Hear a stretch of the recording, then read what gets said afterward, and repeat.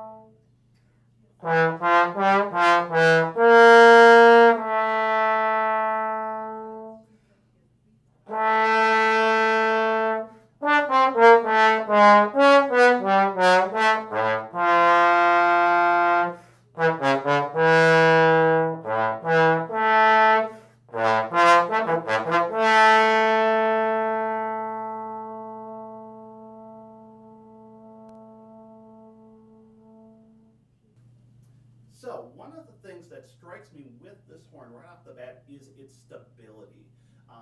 So as I'm going through and playing, it's got an interesting timbre, this combination of a little bit darker bell, with the nickel silver slide, I think gives it a, little bit warmer core, but there's a little bit more, brightness, especially at upper dynamics. It does ring a little bit more, and I think it focuses down a little bit more at, again, those upper dynamics.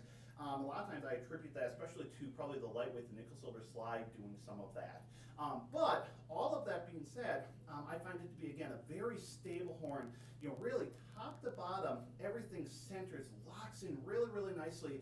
And when it does slot in place, I think it's not a really quick, almost, in your face. It feels like it almost slots too quickly. It's very controlled. As soon as it fits into place, it locks in, with it, but just with just a little bit of softness as it does so, which again I think makes it a really great, for example, orchestral instrument.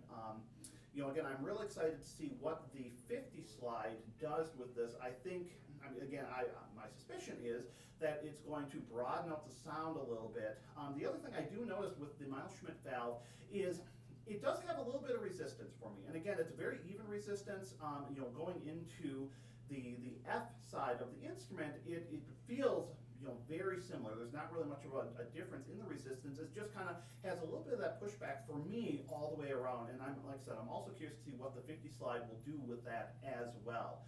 So hopefully you enjoyed getting to hear this instrument in action. If you've had any experience with the Centennial trombone, or if you'd like to leave any comments about what you heard in the video, please feel free to leave those in the comments below here. If you like this video, please think about giving it a thumbs up. If this is the first video you've seen from the Trombone Shop, think about subscribing to us. We're always trying to create new, relevant content for you. Hopefully that's interesting for you. And so please think about subscribing to us. And as always, you can find us on Facebook, Instagram, and Twitter. Thanks for watching.